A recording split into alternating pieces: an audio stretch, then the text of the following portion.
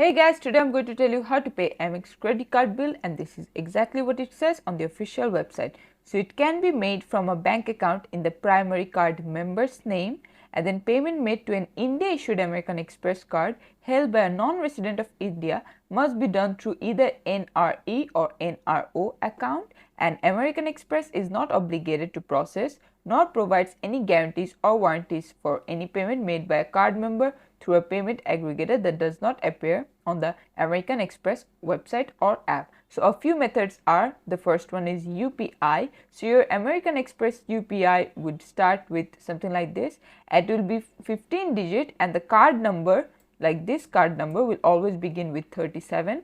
You can also do it through NEFT, N-E-F-T, and the pay name would be American Express, pay account name would be 37, and make sure you put in all of your 15 digit, and it's the same that your number will start with 37, and whatever your bank account name is and your paying type account and all of this information, and this is how you can do it. Thanks for watching. Please leave a like and subscribe for more tutorials like this, and I'll see you guys in the next one.